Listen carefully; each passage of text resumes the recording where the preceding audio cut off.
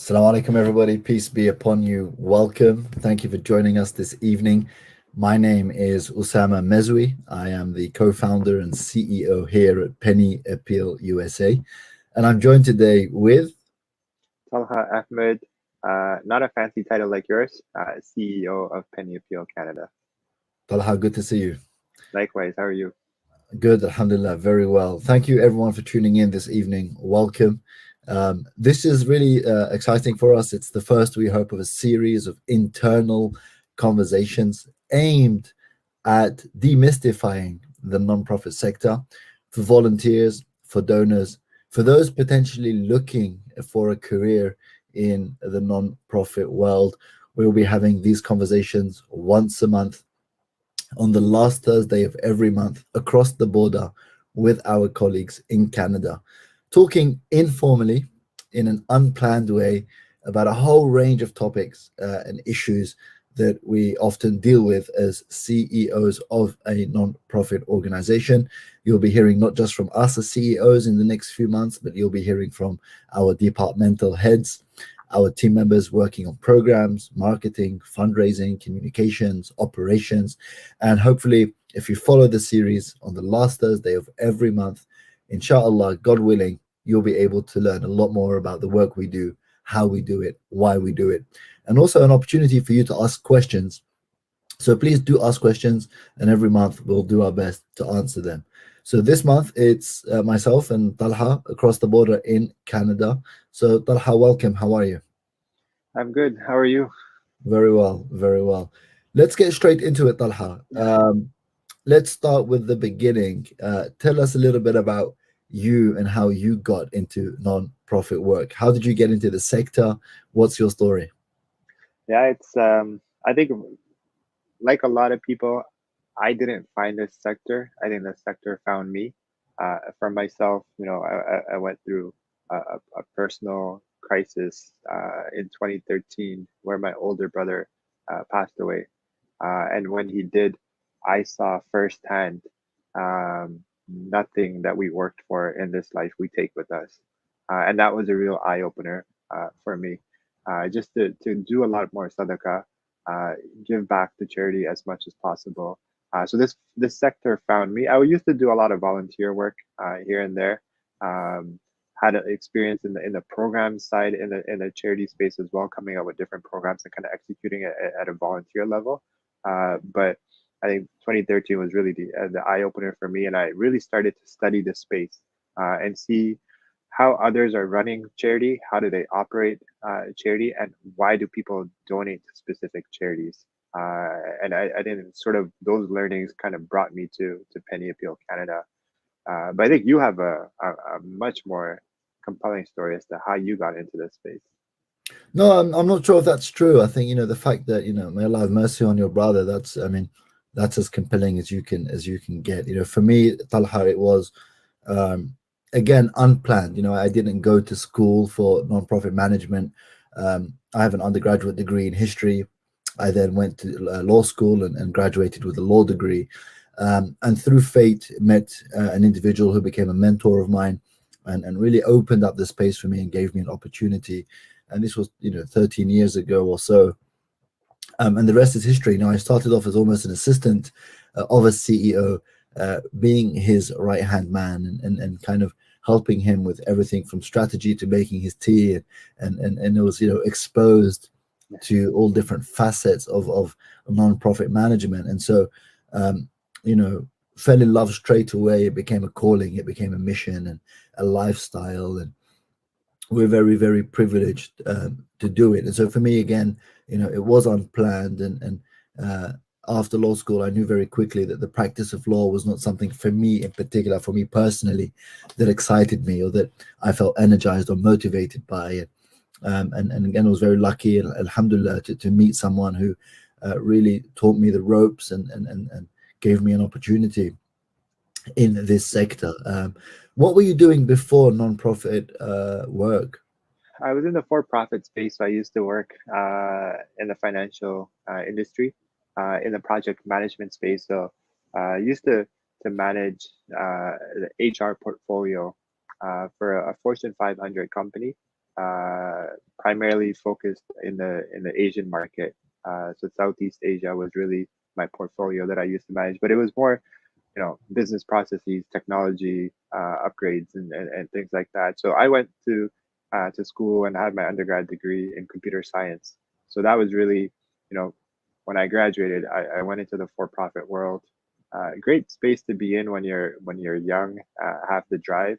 I think as you get older, you learn a lot, right? And the best part is, and for those watching, everything that you learn, whether it's in school or your first job, second job, third job, these are all transferable skills, right? The not-for-profit space is not a silo space. A lot of the skills that I learned, I was able to transfer it over here and really build a team that allows us to succeed. On that point, Talha, I get a lot of younger individuals ask me all the time, oh, what should I study to get into the nonprofit sector? And what's I always say is, well, first study what you enjoy, and B, well, whatever you study, we need that in a nonprofit organization. If you're an accountant, we need accountants. If you're a project manager, we need project managers. If you're a creative, a designer, a filmmaker, well, we need those as well.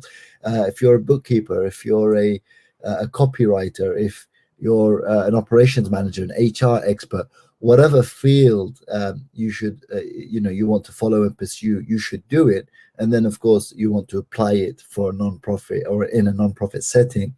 But sometimes folks think that there is a specific course or pathway into the nonprofit world, and of course there isn't, as your experience and my experience. And the reality is that the experience of most nonprofit executives that I've met, we come into this sector through different paths. And so for those who are listening, who are thinking of how they can come into the sector, well, first and foremost, get those transferable skills under your belt. Stick to what you're doing, whether it's accounting, management, HR, graphic design, whatever it may be. Do well, become as good as you can be, and then apply your skills in a non-profit setting. And so there's lots and lots of pathways and entryways for Yeah. sure. There's one thing that you touched on earlier that was very important. And you said this is a lifestyle, right? And I think that's really the differential factor between the for-profit space and the not-for-profit space, is that this is really a lifestyle, right? Like, you are on the clock 24/7. You go to sleep at 11 p.m., midnight, whenever. Disaster strikes somewhere in the world, different time zone, different continent, right? You will get pinged. You will get a Mm. message from your team members, or the big global family that we have as Penny Appeal, that there's a disaster has struck in some part of the world and we need to respond. So this is really a lifestyle, and I'm glad you touched on that point earlier, because that's something that I personally feel is the big differential factor between the two spaces. Right. And I'll say, if you do this work, for those who are interested in working in the nonprofit space, you have to be cause-led or mission-led, mission-driven. This, as Talha said, is really not a 9 to 5 job. It can be, and some, and if that's what you're looking for, that's okay, it can be. But for those who are looking to thrive and to grow, this is a mission-led profession and vocation. And so especially when you're an INGO, an international non-government organization like ours, a global nonprofit working globally all over the world, for those seeking management positions, executive leadership positions, for those really seeking to grow in their careers, of course, it is a mission, it's a cause, and it's far more than a job. And so that means evenings, it means weekends. It really means focusing ultimately on the beneficiaries. And so that's connected to a question I had for you, Talha, which, what motivates you? What drives you? I mean, you could make more money, I assume, doing something else outside of the nonprofit world. You worked for a global corporate company before, for a corporation. What motivates you? What drives you at Penny Pool USA to continue through those long days, through challenges, through obstacles? I think for me personally, like, and I'm sure it's similar to many that are thinking about this space, is that we're very blessed to live in a developed first world country like US or Canada. We take water for granted. We take electricity for granted. We take road infrastructure for granted, right? But when you see those that we help in developing countries, whether it's in Asia, whether it's in Africa, um, wherever in the world, right? In the Middle East, you realize that the things that we complain about on a day-to-day basis is nothing compared to what they live through. And they would do anything to be in yours and my position, right? Live in a first world country, developed country, healthcare, education, easy access to food, easy access to clean water, et cetera, et cetera. So I think for me, the driving force has really been we can't complain about the way we live, right? Yeah, It's human nature to complain, right? We'll complain about frivolous things, but at the end of the day, what are we complaining about? We've got a absolutely. roof over our head. We've got clothes on ourselves. We've got food on the table, right? We're able to drink water, clean water. And when you see pictures, when you see images, when you see videos of those that are walking kilometers or miles just to get a bucket of water, like, for me, that's really been the driving force. Is that Yeah. like, we need to live in a world where everyone is equal, and that's not going to happen overnight. It's it hasn't happened for decades. It won't happen for decades. But whatever legacy we could leave behind to just turn the needle, turn the dial a little bit to a more just, more equal world. I think for me, that's really been the driving force. Absolutely. You know Um, what's great about our work too in the kind of humanitarian space, Talha, is our work is very tangible.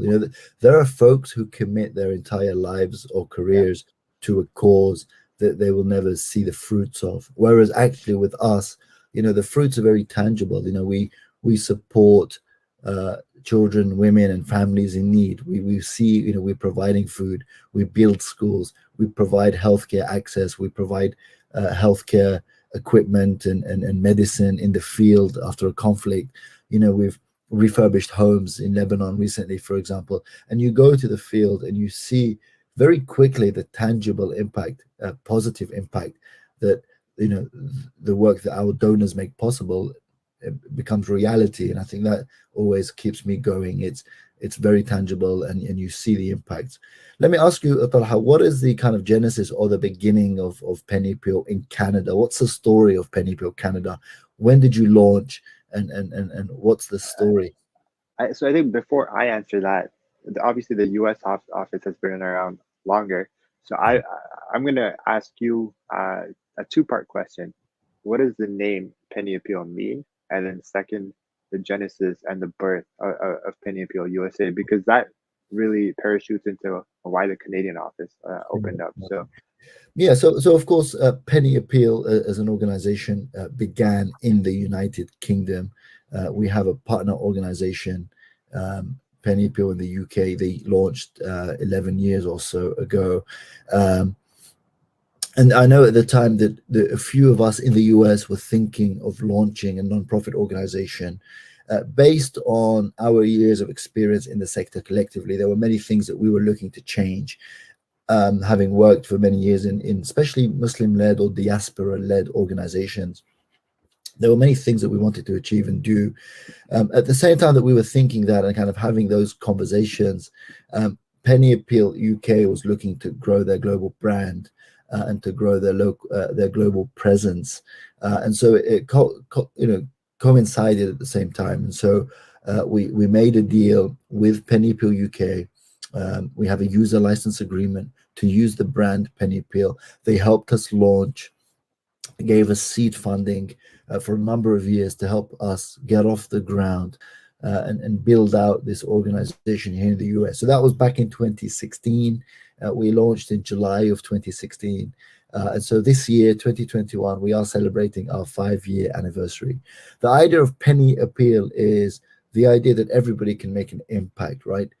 You don't need to be a millionaire. You don't need to be giving $25,000 checks in order to be making an impact on the lives of those who are impoverished. Everybody, anybody can make an impact. So whether you donate $5 a week, $10 a month, $100 a month, $5 a month, whatever amount you're giving, or $100,000, your pennies, Talha, may be different to my pennies, yeah, or Jeff Bezos's pennies may be different to yeah, somebody else's. But the idea is that how can we all commit a few pennies each month to helping those in need? And so that's the idea of the name. That through these pennies together, through collective action, we can make a big impact on the world. Yeah, and similar to the story of Penny Appeal USA, right? Mashallah, we saw the success that the US office has had over the last 5 years. So, the founder, the CEO of Penny Appeal wanted to now open up a Canadian chapter, a Canadian office. So, same agreement that the US has. We have end user license agreement to use the name, to use the logo, to use the branding, and open up an office here in Canada. So we opened up our doors in March of 2019. So we're approaching 3 years in a couple of months. Quite new in the Canadian space, but mashallah, the brand of Penny Appeal through our offices in the UK, Australia, South Africa, and United Arab Emirates, and obviously the US, has really helped us to become a household name in the Canadian space. So for us, the rationale, besides obviously opening up an office here, was to really change the way people think of charity and the way people communicate with charity. So transparency is a big pillar of our organization. We post we post a report every quarter. Obviously, our annual report, and then we post our numbers after major campaigns like Ramadan and like Qurbani. So you can go on either of our websites, right? I believe US has it as well. So you can go on either Yeah. of our websites and learn more about the different campaigns. But I have a very important question for you. Just before you do, Talha, sorry, Yeah, just before, if you just hold fire on that one. So just to yeah, say, for those in the US, they can go to pausa.org/reports. You mentioned transparency. That's really, really important to us. Not only do we obviously make it very easy to see our audited annual reports, our financials, our annual reports, as well as our 990 filing, which is an American tax filing that we do every year for the IRS. We make it very easy, but we've also gone a step beyond that, Talha, where we're actually producing quarterly reports. We felt that it wasn't enough for donors to only receive an annual report, that donors should be able to know what we're doing on a quarterly basis. And so now folks can go online, pausa.org/reports, and they can actually see quarterly updates. What do we get up to between January to March, June to August, etc., etc. I'm glad you've mentioned that. It's very important to us that people feel that they know exactly where their money is going. And so we publish financials not just annually, but on a quarterly basis, so folks can see that. yeah, and it's important. And what we learned from the US office when we started ours, the frequency of the reports that are being posted, and it was a game changer in this space, right? So for us, similar to the US, you can go on our website, pennyappeal.ca/reports, and you'll see our quarterly reports, our audited financial reports as well, and then major campaign reports, Ramadan and Qurbani Udia reports. So this is really one of the big differential factors for Penny Appeal, I feel, in the charity space. Great. And sorry, I had to plug my laptop when this is live, and so I forgot to plug it in earlier. So I have a question for you, Oussama, and a question I'm sure you get asked all the time, and it's about admin fees and commission, right? So I know Penny Appeal has certain programs that they don't take admin fees for.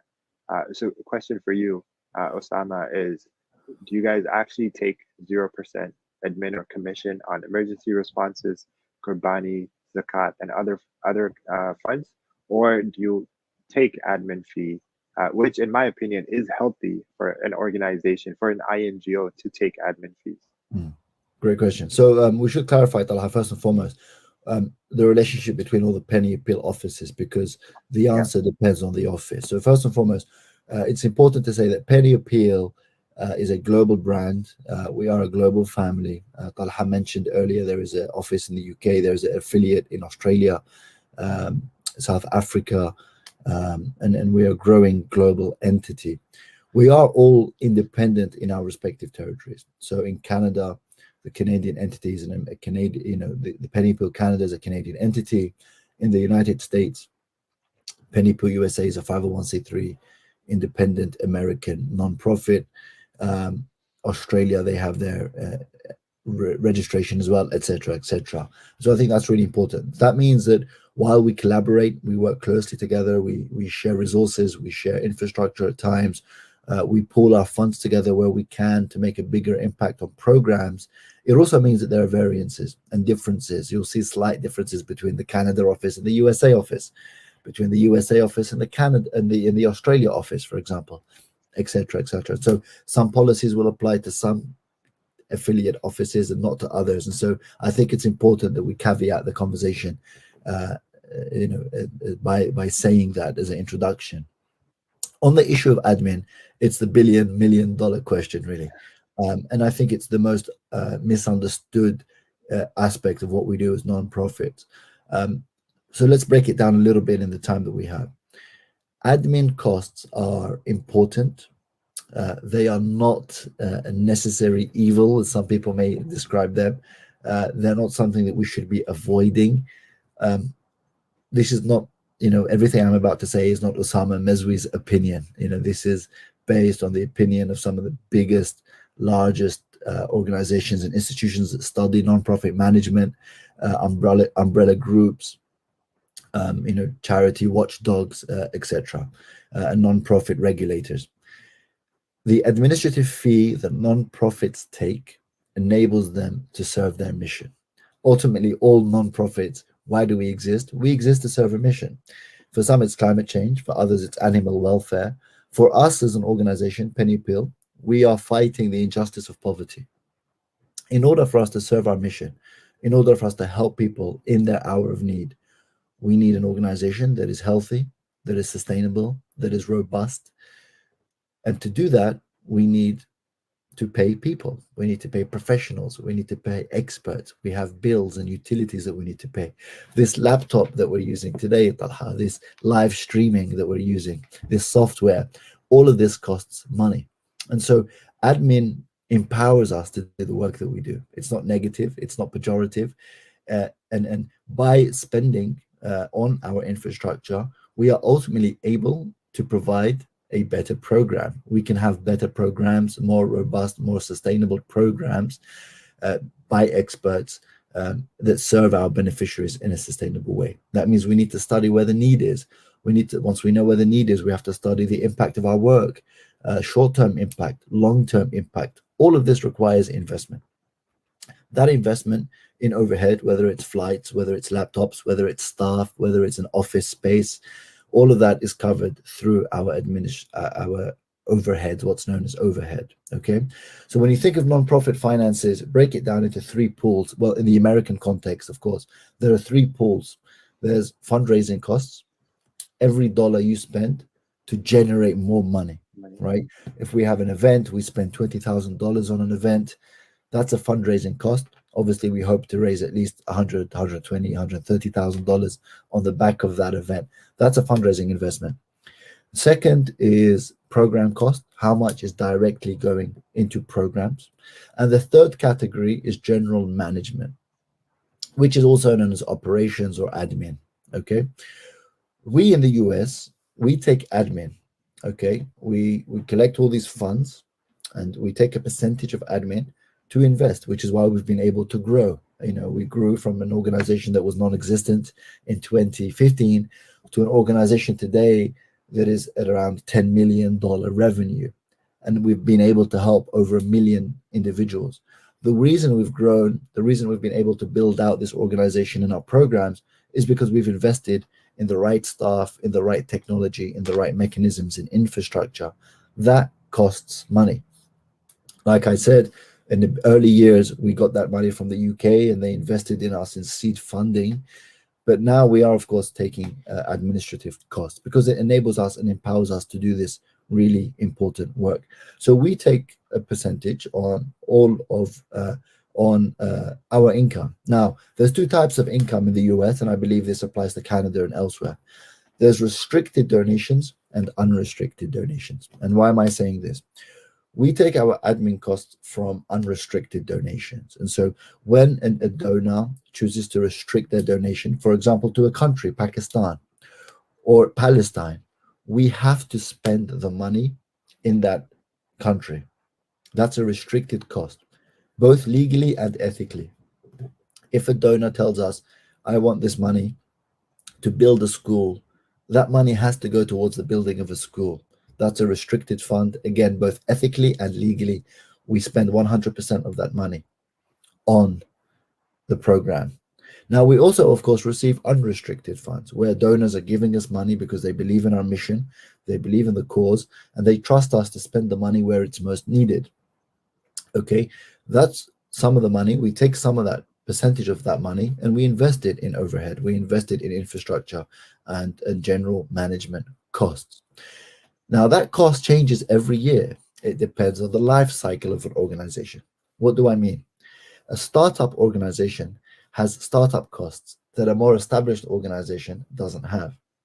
An organization, as you know, Talha, that is 50 years old or 100 years old will take a different percentage than an organization that is 5, 10, or 15 years old. An organization that is funded by the public is different to an organization that is funded by institutions and grants and philanthropy, right? So it's sometimes comparing apples to oranges. It doesn't make sense when we try and say, I'm going to judge A organization and B organization simply on the admin that they have. It doesn't make sense. So the admin cost has changed every year. Last year at Penny Pill USA, we took 78% of every dollar and we spent it directly on programs. 78% roughly of every dollar went directly to programs. The rest of that money, not all of it was spent, but the percent, some of it was saved, of course, and the other amount was spent in infrastructure, in overhead, in staffing, in fundraising, and other essential activities. But when I say saved, I mean, again, think sustainability. When COVID came, lots of nonprofit organizations were impacted because their revenue went down, their donations went down. It's important to have assets. It's important to have cash for a rainy day so that our mission is not disturbed, right? Imagine an organization that takes $100 and spends $100. What happens when the $100 stops coming? Is that organization able to sustain itself? No, because it's kind of going hand to mouth. So we don't have that much time. I've already said a lot. What we'll do is post a link to an article, Talha, that I've written on your question, and it does a far better job of breaking down the issue of admin, overhead. Why is it important? So we don't take commission. We're not a for-profit organization. No one gets paid commission. We don't take commission, but we do take a percentage and spend it in overhead because we're trying to create sustainable programs. And to have sustainable programs, you need a sustainable organization that can survive the highs and the lows, right? And so competent infrastructure, the right technology, all of that costs money. And so, there's been years where we've taken 22%. There's been years where we've taken 24%. In the early years, we took zero because we had institutional funding, right? So that changes every year.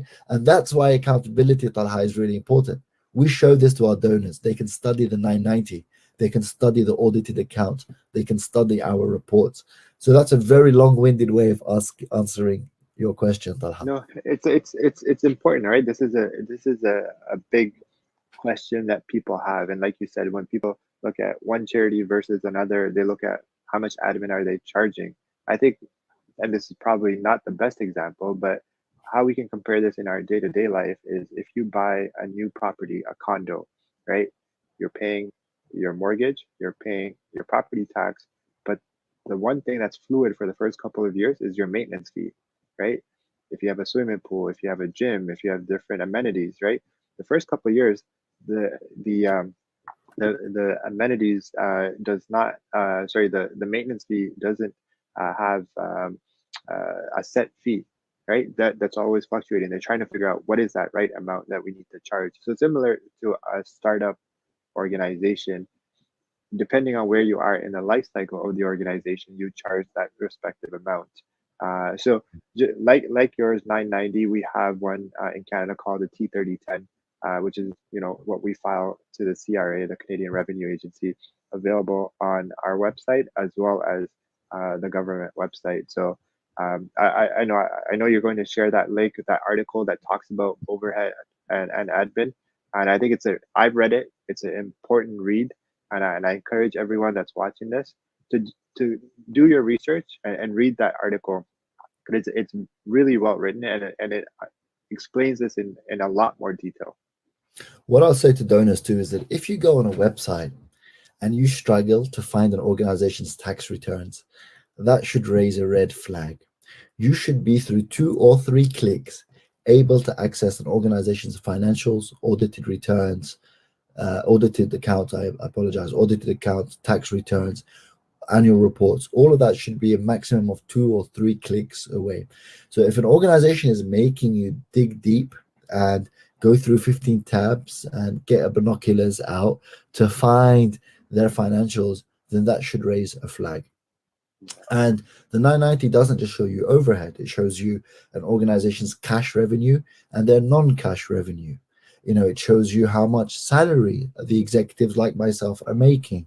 It shows you a lot more about an organization. And so we encourage folks, donors, supporters, volunteers, to read these documents and ask us questions, because we absolutely, encourage this kind of engagement and interaction. But it's important that as a community, we have these open, honest conversations if we are to improve the sector on the whole. And so I think, it's really, really important discussion and topic. So you obviously you mentioned about investment, right? Admin fee coming in to take that money and invest it back into the organization, which is leads me to my next question. How do you evaluate staff that will be good employees at a charity like Penny Appeal, right? We all have job postings. We all get hundreds of applicants, but how do you pick who's the best person? That's very specific. Are you trying to get HR advice from me, Talha? Free HR advice on this call. Yeah. Look, that's a tough question. Always, whether you run a business or a non-profit, finding the right people for the right organization at the right time is a challenge, right? Sometimes you find the right people, it might be the wrong time for you as an organization. Sometimes, depending, again, we keep on saying about the life cycle, right? One individual who works fantastically well for a startup may not be able to work for a $300 million organization that has 300 staff. Vice versa, someone who leads a team of 40 people at a $400 million nonprofit may struggle to work for a nonprofit organization that is a startup and has a team of 6. So, finding the right team is almost kind of not a science, it's an art, and it's challenging at times because it's the right people at the right time with the right skill set, and so it's definitely a challenge. Both of us have been blessed to have phenomenal team members. You do not become successful, you don't grow without having amazing staff and team members. I refer to myself as a co-founder because I see every single one of our team members at the beginning, those who are with us in the early year or two, as co-founders, because they deserve that title. And so there's no way that one person is able to claim a title of a founder. It takes a team, it takes a village. And so, we have amazing folks who worked in marketing and website, in development, in fundraising and programs, who got us to where we are today. And so, I think first and foremost, you look for someone who's mission-led, who's not focusing on the money, on the salary, which is not easy. But there are folks out there who are cause-driven, who are mission-led, and I think that is non-negotiable when you're looking for team members. And so those folks looking to get into the sector, you have to be driven not by money or titles. You have to be driven by the mission, by the cause, and that shows in how you behave. When you get a call at 8 p.m., how you react to that evening call, it shows whether you are somebody who's cause-led or mission-led. When you have to, excuse me, when you have to work weekends, that shows. So I think that's first and foremost. The other thing is flexibility. Anyone who's worked for a nonprofit will tell you, you've got to do many things. You wear many hats, and so you have to be flexible. Talha, I'm going to let you take this one. I'm struggling to cough. No, that's fine. I think so. uh, like you said, as a startup organization, as an organization that's so early in its stages, 5 years for USA, approaching 3 years for Canada, I still feel we're in our early stages. Like, it's important to be open-minded and understand that you're going to play many different roles, and it's actually a good thing because you get to see different areas of the organization, one you might like, one you thought that you didn't like, but you end up liking, right? So it's important to do that. Weekends are important. Evenings are important. Uh, it comes back to what we talked about early on in this conversation. Sector, this space is a lifestyle. It can be a 9 to 5, but how you grow, how you succeed, it ends up becoming it overtakes your life in a good way. I will say that how we don't want folks thinking that there's no life Yeah, yeah. balance. Of course, there's like work-life I balance mean, here. Yeah, that's really important, right? Looking after yourself, mental health is really important, and knowing when to switch off, taking opportunities during quiet periods to recuperate. You know, after our peak season, which is Ramadan, we took a week off. We gave the team an entire week off and said, take this time, recuperate, re-energize, spend time with your family. I think that's really, really important. yeah, The point is that it's not a scheduled job of 9 to 5, that there are evenings, there are weekends. And so if you're coming into this sector and you want to thrive in this sector, you've got to be okay with that. You've got to be okay with working at midnight. Yes, you may take a few hours off in the morning. That's completely okay. You may take random days off in the week. But that flexibility is really important with your time and also with your skill set. We all wear different hats, like I said, and so job descriptions, I feel, in the non-profit world can be a lot broader, a lot wider than maybe in the for-profit world, where there's more resources. Look, we're trying to tackle massive missions here, sizable missions on a very small budget. So we're overworked and under-resourced. That's a reality. And so yeah. we're coming into this sector with any other with false pretense, then I think that can be dangerous. Most nonprofits are overworked and under resourced, and so that is a reality. Now, it's also very, very rewarding, and it pays in ways that for me the nonprofit world did not pay, and so it's challenging but rewarding at the same time. And so to summarize on this point, whatever skill you have, whether it's HR, accounting, volunteer management, project management, we need your skills in this sector. And specifically, I'll say this to those who are watching from the Muslim community. There are many, many Muslim organizations doing amazing work, not just in the relief and development space, but in civil rights, in healthcare, in a long, wide array of issues.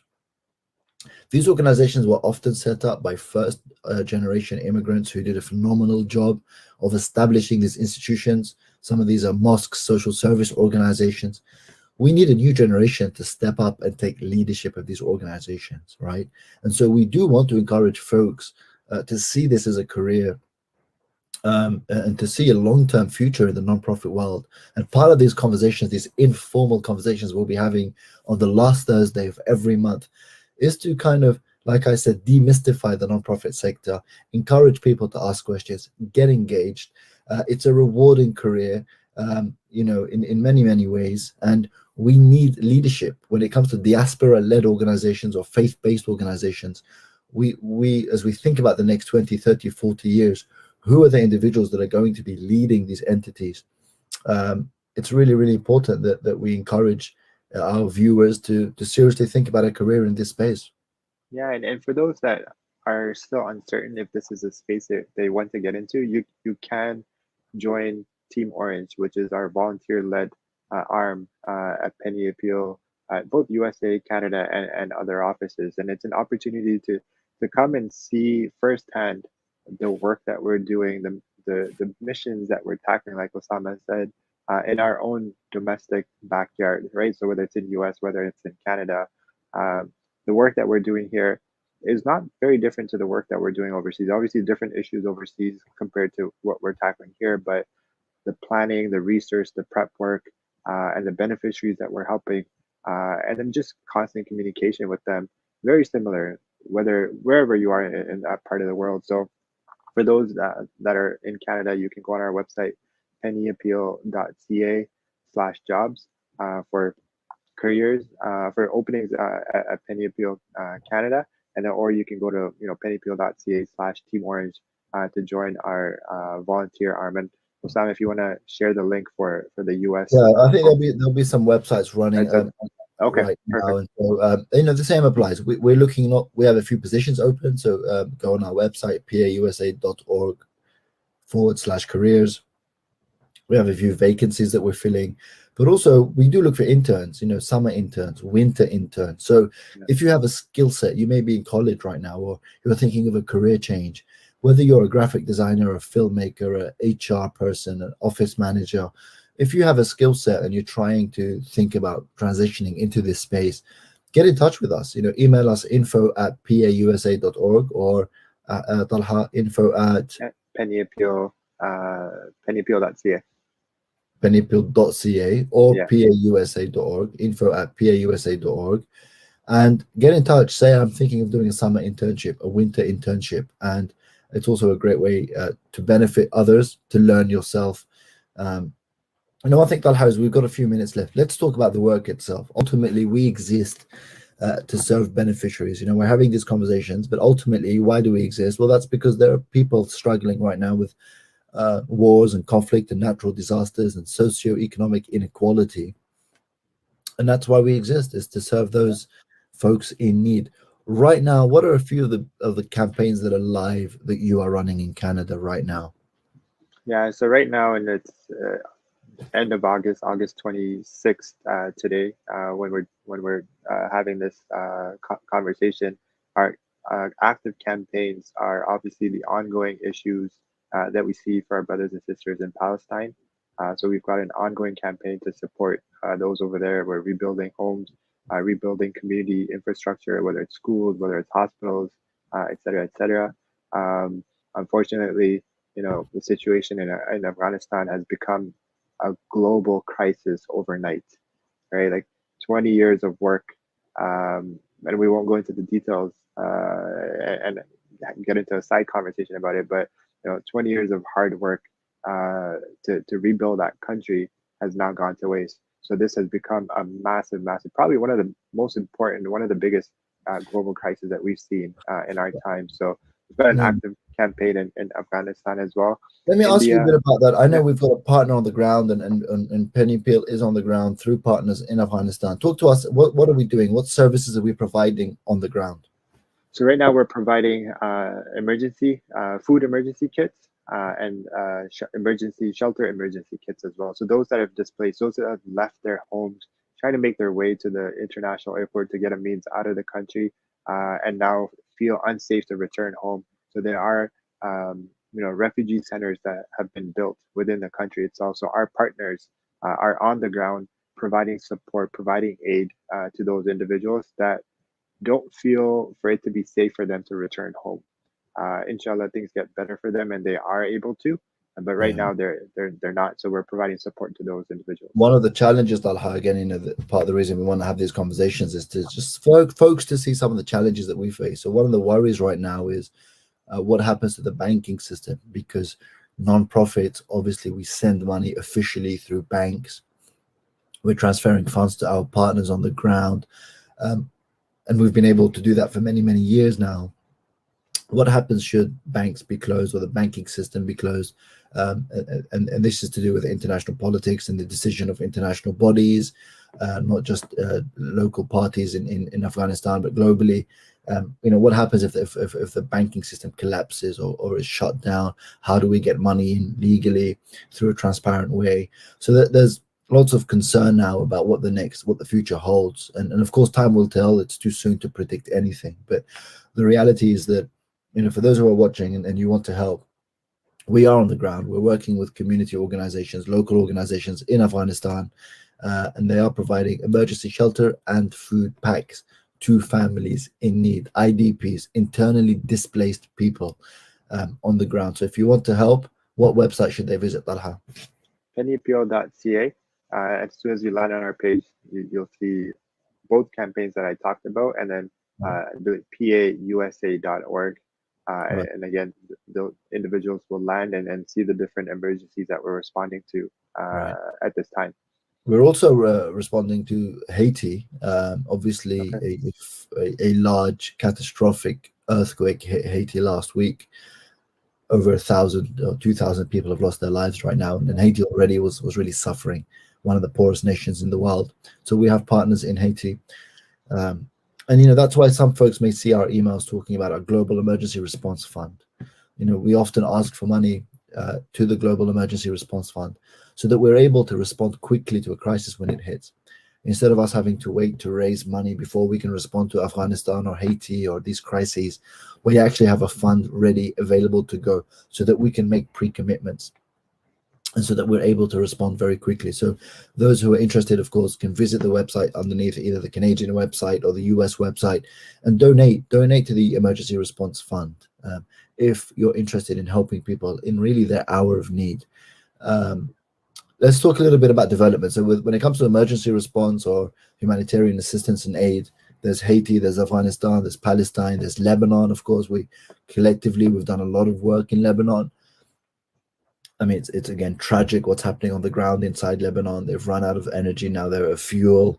It's power shortage, power outage, really, collapse of the currency, unemployment, no access to medication. It's really a very, very Yeah. bleak picture in Lebanon. And we've been very active now for the last 18 months on the ground. And we're going to continue to helping both the Lebanese, but also refugee communities within Lebanon. And everyone is suffering really in a way that we've not seen before. So we've got Lebanon, Haiti, Afghanistan, Palestine, for those interested in humanitarian response. What about some more long-term development, ongoing projects, Talha? Yeah, so we've done an investment in water filtration plants in Pakistan, in South Africa, and different countries in the continent of Africa as well. So really, what we're doing is we're building um, clean water access to the community at large, and these water filtration plants are really a one-stop shop for people in the community to come to get access to water. But these are filtered water, so they don't even have to take it and then filter it themselves. It's provided to them, similar to how you and I would get tap water. So it's a big development program that we're doing, and I believe you guys have a, a development program in the food space as well, right? Yeah, so we have a number of programs for those interested in more long-term sustainable development work. One is obviously thirst relief. We have solar powered water centers or plants um, in Afghanistan, Bangladesh, Pakistan. So those interested in providing access to clean water can check out our thirst relief page on our website. um, we also have income generation. It's all about uh, helping families, communities earn a sustainable income so that they're not relying on handouts. And so we do that through different means. We have a livestock program, so we're gifting families with pregnant goats so that they're able to build a herd, get milk, no longer have to pay milk in the market. And there are many other benefits that our viewers can check out on our website. We have agriculture programs. We have vegetable gardens. We have planting of trees in Palestine. We have a range of programs which are aimed at sustainably helping people out of poverty. Talha, I've really enjoyed this first conversation. Yeah, likewise, and I'm glad we were able to put this together. Like you said, the last Thursday of each month, we'll have this informal conversation between both offices. So different department heads will be on these calls, so you could get to learn about programs, marketing, finance, HR, operations, and then individuals like Oussama, who I learn from every time I speak with. Too kind, too kind. Likewise, and there's a lot to discuss, and so we hope over time we do justice to many, many topics. And of course, for those watching, once again, thank you so much for tuning in. If you have questions, please leave them in the comments section. We will get back to you. We'll answer your questions in due course. Check out our respective websites. And finally, I'll say, if you believe in the mission, if you believe in the organization, the best way you can help, and often I get this question, what is the best way that I can help?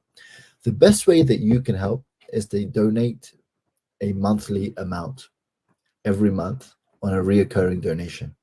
That sustainable giving enables executives like myself, like Talha and others, to do our financial planning. If we know how much money we have coming in on a monthly or quarterly or annual basis, we're better able to project our expenditure and to do long-term multi-year programs in the field.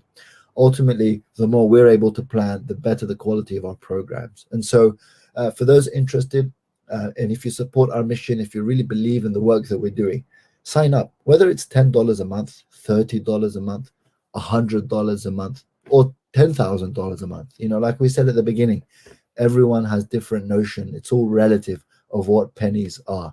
But whatever you could do, $1 a day, 30 cents a day, whatever you can do, that's really the best way you can help an organization that you believe in. That's the best way that you can help a cause that you believe in, is by giving a regular monthly donation to either Pennypal Canada. For those of you who are Canadian, you'll get your tax receipts. Is that correct, Talha? That's correct.